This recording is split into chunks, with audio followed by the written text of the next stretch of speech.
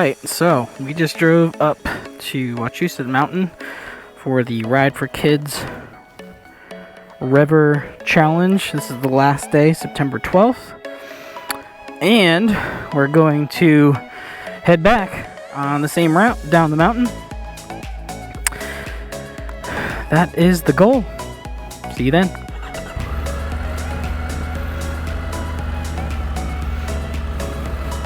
Couple other bikes here. Nice. Got some sporty bikes. CBF. Versus. Looking good. We're on our way back down.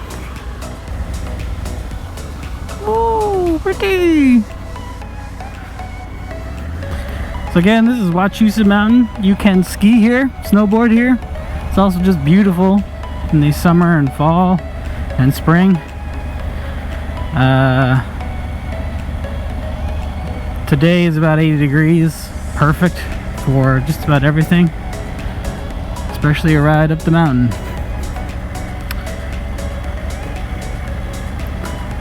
Or down it in this case.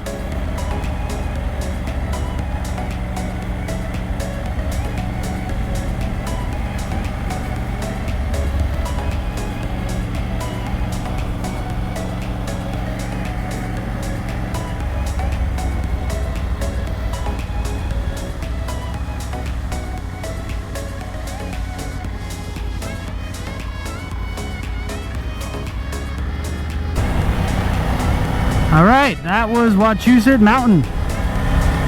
Beautiful ride on a beautiful day for the REVER Ride for Kids Challenge. Now we're on our way back, racking those miles up. Again, get out and ride. If REVER does this again, or if you have any chance to ride to donate. And it's just as easy as this, getting on your saddle and going for a ride, do it. You're donating by having fun for a good cause.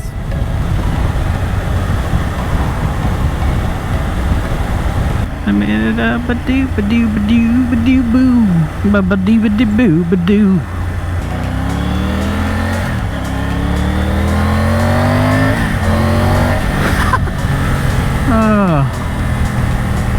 Got some giddy up.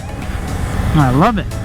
So I didn't have audio on the way up because I dumbly just didn't connect the wires fully, and yeah, I have no excuse. I just fucked it up. So I had a conversation apparently with myself about the camaraderie of motorcycling, and if you don't ride motorcycles or you're new to it, you know, the whole idea is no matter what motorcycle you ride, no matter who you are, you'll mostly get a wave or an arm down. I like the arm down method because it's better with the wind. If you're going fast and you do this, it blows your hand back. So don't do that. Definitely arm down method. And the closest thing I can think of is like if you own a Jeep, Jeep people wave and honk to each other, right? So if you know how that feels, right, it's you sort of have a little unspoken band of brothers, band of sisters, or whatever you want to call it, which is really cool. And if you're new to motorcycling and you're starting to notice that, it's definitely a good feeling. Most people will give you a little nod, a wave. Every now and then you'll get someone who, you know, could care less and doesn't do it, or who knows, I don't know. But most of the time you get a little wave, a little arm, and it feels good to know that, you know, no matter where you are riding, you'll get help if you really need it, right? If you're on the side of the road, I mean, I know every time I see a biker on the side of the road, you're good. Thumbs up. And if you're not, the chances are a stranger on a bike will help a stranger on a bike a lot quicker than car to car. I'm not saying if you drive a car you're a terrible person. I drive a car, but you just find more of a camaraderie, which is nice. So if that's new to you, or if you don't know why people on bikes keep waving to me, or I keep waving back to them, that's why. It's just a hey.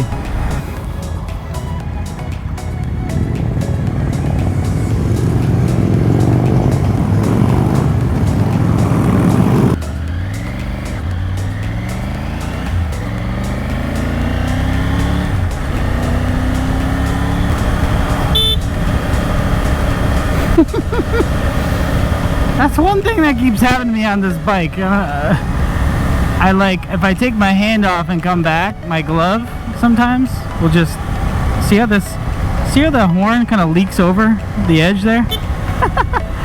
I don't know, pet peeve, I guess.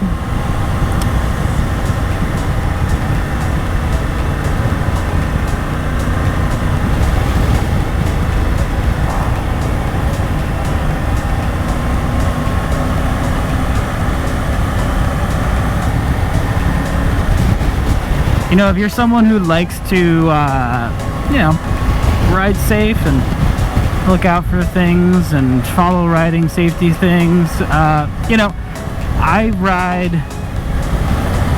as if everyone else is going to, you know, just do stupid shit. It works out. I recently found some Dan the Fireman videos. He has sort of a safe riding skill set, which I think is a great tool for you to work at. One of the things I actually like about his style is that he sort of reviews after action, basically after crash reports, and it gives you a sense of what you should be thinking about. And it's something I've always done is, even when I'm not recording video like this, I talk to myself. I talk to myself and talk out a situation, right? So if you're always being attentive and in yellow stage, when you think there's going to be a red stage event or something coming up, you're getting sort of, you know, you're getting from the yellow to the orange to the red, and you're constantly moving, like right there, side of the vehicle, boom. You know, you got to get prepared, and position yourself for safety. Know an escape route. Look at your mirrors behind you. Tap your brakes. Let them know you're coming. You know, just be aware of your riding style and the people around you. Always assume someone pulling out is gonna pull out in front of you.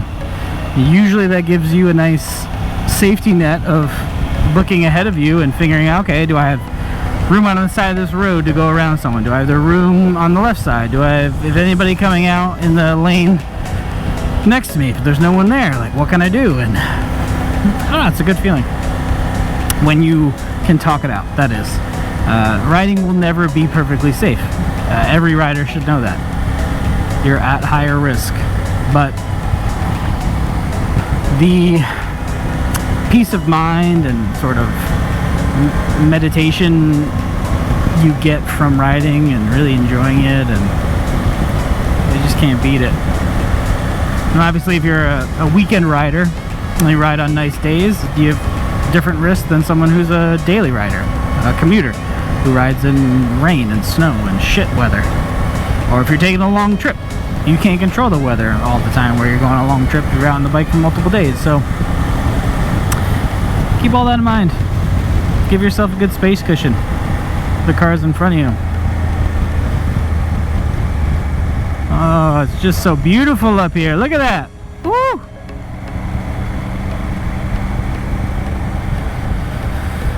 Old stone church, historic site. This bridge here. Woo! Can't beat it, man. Can't beat it. Drop down a gear or two. Oh. Hot sausage. Yeah, if you're looking for hot sausage, plenty of it around here.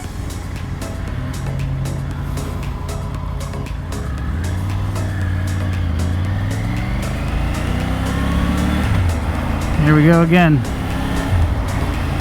There it is. There's that beautiful church. American flag. Gotta love it.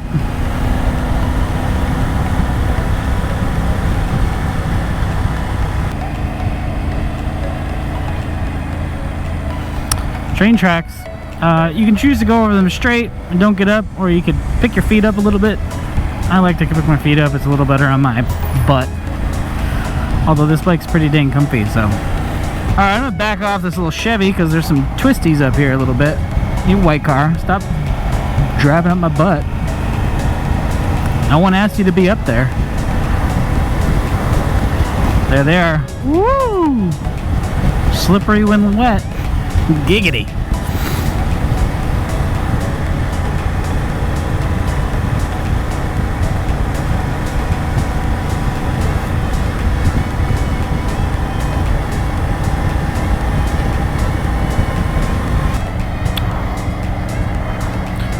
lot of Harleys in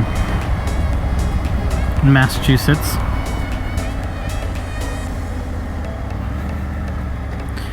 What are you driving? Oh, little Hardy. And we're on our way. All the bikes are taking their Sunday rides. Lots of shiny. I'll put it that way.